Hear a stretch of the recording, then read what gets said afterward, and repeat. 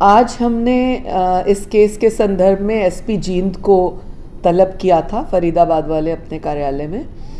वो पहुँचे और उनसे गहराई से कई विषयों पर बातचीत हुई।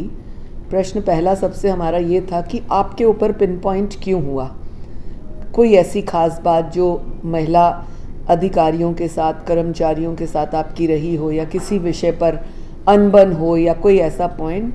इन सब बातों को बताते हुए उन्होंने क्लियर किया कि पर्टिकुलर एक भी इस नाम की महिला से वो पर्सनली ना मिले हैं, ना उनकी फ़ोन में कभी नंबर है। इवन उनकी एसएचओ डीएसपी से भी कोई ऐसी रेगुलर बात नहीं रहती इन विषयों पर।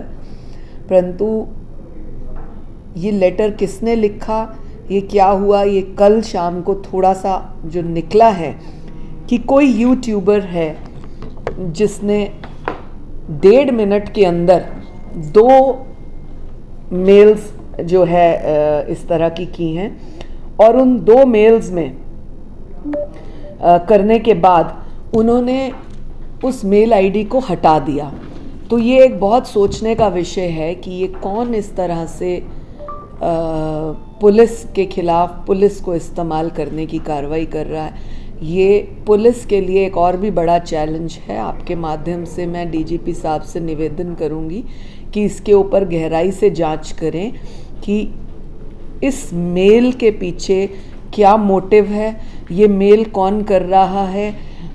जो उसमें है rani.com करके मेल, वो चेक किया जाए कौन से ज़िले से, कहाँ से, किस एरिया से हुआ, उस व्यक्ति को भी तुरंत प्रभाव से पकड़ा जाए ताकि मामला और क्लियर हो सके कि वो महिलाएं कौन हैं जिनके उसने नाम दिए। क्योंकि ताज्जुब की बात ये है कि एक लेटर में 5-7 महिलाओं के नाम हैं और दूसरी लेटर 1.5 मिनट के अंदर है जिसमें किसी भी महिला का नाम नहीं है, जिसमें ये लिखा है कि वो एसपी अब पैर पड़ रहा है, माफ़ी मांग रहा है और अपनी गलती एक्सेप्ट कर रहा है and blah blah whatever. So the police should take a fair inquiry on this particular subject also, because this is very important. Who is that person who is mailing from a fake mail ID and closing the mail ID? Why he is doing this? वो किसके anti है, SP के anti है, महिला अधिकारियों के anti है, क्या मामला है? ये विषय जब सामने आएगा तो इससे पता लगेगा कि महिलाएं कौन हैं। और एक जो उन्होंने 5 अधिकारी अपनी महिलाओं के नाम बताए, जिसको मैं डिस्क्लोज नहीं करना चाहूँगी, हम उनको 7 नवंबर की डेट दे रहे हैं क्योंकि 4 दिन का त्यौहार है। ये सब हो जाने के बाद 7 नवंबर की हम उनको फरीदाबाद की ही डेट देंगे। हम उनसे पूछताछ करेंगे कि उनका डिपार्टमेंट में ऐसी क्या बात थी, और वो अपने बयान दर्ज करें हमें। क्या उनका पर्सनल कुछ एसपी से जानकारी, कोई विषय, कोई नाराज़गी, कोई खिलाफत, कुछ ऐसा था तो वो सामने आएगा। तो ये 2 विषय जब सामने क्लियर हो जाएंगे, मैं उम्मीद करती हूँ कि दूध का दूध, पानी का पानी होगा। और कमीशन बाध्य है इस बात के लिए कि अगर कोई बेटी हरियाणा की देश के किसी भी कोने में, दुनिया के किसी भी कोने में प्रताड़ित है, परेशान है, कमीशन बाध्य है उसकी मदद करने के लिए। हम हर तरह से आउट ऑफ द वे भी जाकर उसकी मदद करने को तैयार हैं, बशर्ते वो शिकायत जायज़ और जेन्युइन हो। महिला अपने आईओ जो है उनको भी कोई बात हुई है उनसे? आस्था मोदी इस केस की आईओ हैं जो कि एसपी फतेहाबाद हैं। उनसे मेरी अभी वीडियो कॉन्फ्रेंस हुई। उन्होंने मुझे बताया कि 40 महिलाओं की वो पूछताछ कर चुकी हैं अब तक। शाम तक कुछ अन्य महिलाओं की कर लेंगे, क्योंकि एसपी जिसके ऊपर ये एलिगेशन है उन्होंने फ्री इंक्वायरी छोड़ने की बात कह दी है कि किसी भी तरीके से, किसी भी एंगल से, किसी भी अधिकारी से, प्रदेश के या बिना किसी और प्रदेश के अधिकारी से आप कराना चाहें आप करा सकते हैं। मैं इसमें कोई कंप्लेन नहीं करूँगा। और इसलिए जो 19 महिलाएं पहले इंक्वायरी की गई, जिनसे पूछताछ की गई, जिनके सिमिलर नेम थे जो जींद में ट्रांसफर्ड हैं, उन्होंने मना किया।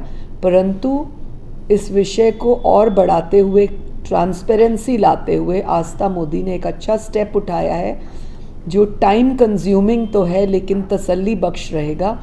150 के करीब महिलाएं जींद में कार्यरत हैं पुलिस की। उन सभी 150 को बुलाकर वो पूछताछ कर रही है, चाहे उनका नाम उन 7 महिलाओं वाला है या नहीं है। आस्था मोदी का कहना है कि हम जितना भी ज़्यादा गहराई से महिलाओं से बात करेंगे, क्लैरिटी उतनी ज़्यादा होगी और एक फेयर इंक्वायरी सामने आएगी कि हर पुलिसकर्मी महिला से बातचीत हुई, भले ही वो अपने कार्यकाल के दौरान एसपी साहब से मिली या नहीं मिली, किसी भी विषय पर, काम के दौरान, ड्यूटी के दौरान। तो ऐसा करने से मुझे लगता है एक फेयर इन्वेस्टिगेशन सामने आएगी। आस्था मोदी को एक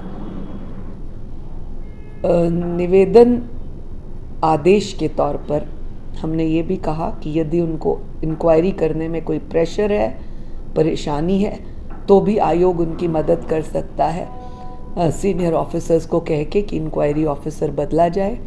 हमने एसपी से भी पूछा कि उनको अगर आस्था मोदी से कोई परेशानी, भय या फेयर इंक्वायरी ना होने की चिंता है तो भी हम चेंज कर सकते हैं। परंतु आस्था मोदी ने भी ये कहा कि वो अपनी ड्यूटी को बखूबी निभाएंगी फेयर इंक्वायरी करके। और एसपी सुमित कुमार, जिसके ऊपर एलिगेशंस हैं, उन्होंने भी कहा उनको किसी भी ऑफिसर से इंक्वायरी करा लें, उनको कोई ऑब्जेक्शन नहीं। आयोग ने जो प्रारंभिक पूछताछ की अधिकारी से, क्या कुछ निष्कर्ष निकल के आया? कुछ आयोग के सामने ऐसी घटना हो सकती है? मुझे 2 चीज़ों पर, जो उन्होंने एसपी सुमित कुमार ने बताया, मुझे 2 चीज़ों पर थोड़ा सा संशय है कि शायद वो जब हम पूछताछ करेंगे कुछ निकल के आए, तो हमने इस बारे में 7 तारीख की डेट दी है। देश दुनिया की हर खबर सबसे पहले देखने के लिए फॉलो करें Dainik Savera TV, YouTube, Facebook, Instagram, X और व्हाट्सएप चैनल पर।